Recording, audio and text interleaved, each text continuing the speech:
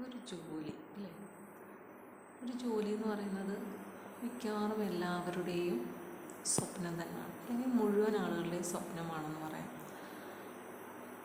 ചിലർക്ക് ആ ജോലി ചെയ്യുന്നതിലായിരിക്കില്ല, പുറത്തേക്ക് പോയി ജോലി ചെയ്യുന്നതിൽ താല്പര്യം കാണില്ല.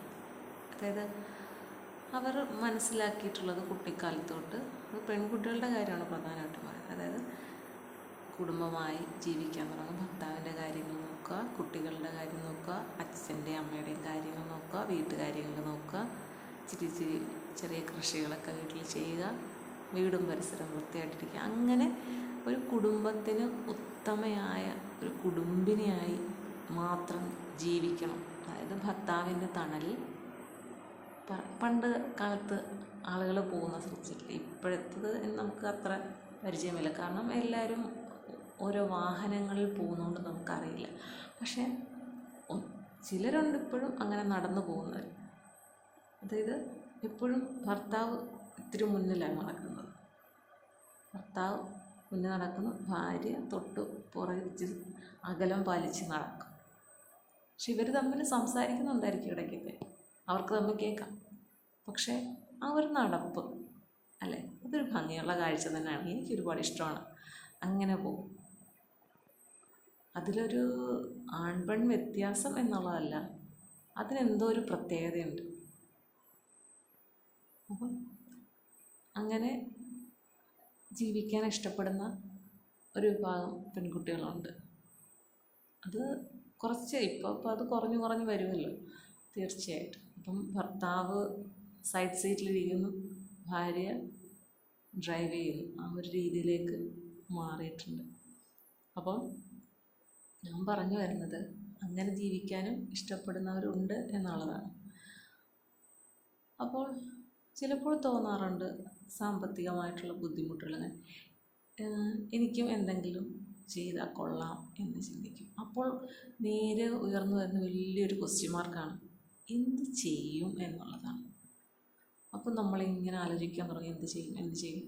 ചിലരെന്താ ആരോടെങ്കിലുമൊക്കെ അഭിപ്രായം ചോദിക്കും, ചിലർ ഭർത്താവിനോട് ചോദിക്കും. അപ്പോൾ നിനക്ക് എന്താണ് ഇഷ്ടമുള്ളത് ചെയ്യാൻ പറയും. ഇതൊക്കെ ആയിരിക്കും പറയുന്നത്. അപ്പം അതിന് പറ്റിയത്,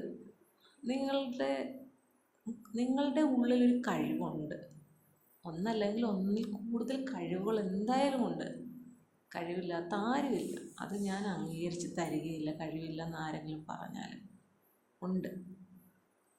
അത് ചില കഴിവുകളെന്ന് പറഞ്ഞു കഴിഞ്ഞാൽ മറ്റാർക്കും സങ്കല്പിക്കാൻ പോലും പറ്റാത്ത രീതിയിലുള്ള കഴിവുകളുണ്ടായിരിക്കും. ഇയാളാണോ ഇത് ചെയ്തത് എന്നൊക്കെ ചോദിക്കണം. തനിക്ക് ഇങ്ങനൊരു കഴിവുണ്ടായിരുന്നോ എന്ന് അത്ഭുതത്തോടു കൂടി ചോദിക്കും. അങ്ങനൊരു കഴിവ് എല്ലാവർക്കും ഉണ്ട്. അപ്പം നമ്മളുടെ കഴിവെന്താണെന്ന് നമ്മളാണ് കണ്ടുപിടിക്കേണ്ടത്. ഇപ്പം നിങ്ങൾക്കൊരു കഴിവുണ്ടെന്ന് നിങ്ങൾ കണ്ടെത്തിയാലേ അത് നിങ്ങൾക്ക് മറ്റുള്ളവരോട് പറയാൻ പറ്റുള്ളൂ, അല്ലേ? അങ്ങനെ പറഞ്ഞെങ്കിൽ മാത്രമേ ആ കഴിവ് പ്രോത്സാഹിപ്പിക്കാനായിട്ട് എന്തെങ്കിലും ഒരു സഹായം മറ്റൊരാളുടെ കയ്യിൽ നിന്ന് നമുക്ക് ലഭിക്കുകയുള്ളൂ. അതാണല്ലോ അതിൻ്റെ ഒരു പാറ്റേൺ. അപ്പോൾ തീർച്ചയായിട്ടും നിങ്ങളുടെ ഉള്ളിൽ എന്താണ് ഒരു കഴിവുള്ളതെന്ന് നന്നായിട്ട് ചിന്തിച്ചു നോക്കുക. അപ്പോൾ തീർച്ചയായിട്ടും നിങ്ങൾക്ക് കണ്ടെത്താൻ പറ്റും. ചിലപ്പോൾ ഇന്നൊരു ദിവസം ഇരുന്ന് ആലോചിച്ചാൽ കുഞ്ഞിലേ തൊട്ടുള്ള കാര്യം ചിന്തിക്കണം. അപ്പോൾ സ്കൂളിൽ പഠിച്ച സമയത്തോ, അല്ലെങ്കിൽ കോളേജിൽ പഠിച്ചപ്പോഴോ, അല്ലെങ്കിൽ വീട്ടിൽ വിവാഹത്തിന് മുമ്പ് ചെയ്ത എന്തെങ്കിലും കാര്യങ്ങളോ, അങ്ങനെ ഓർത്തെടുക്കുക. ഇപ്പം കുക്കിങ്, തയ്യൽ, അല്ലെങ്കിൽ ഡിസൈൻ ചെയ്യലോ, എന്തെങ്കിലും ഉണ്ടാക്കുന്ന ക്രാഫ്റ്റുകൾ, അങ്ങനെയൊക്കെ ഉള്ള ഓരോരോ കാര്യങ്ങളുണ്ടല്ലോ. അങ്ങനെ ചെയ്യാൻ നോക്കുക.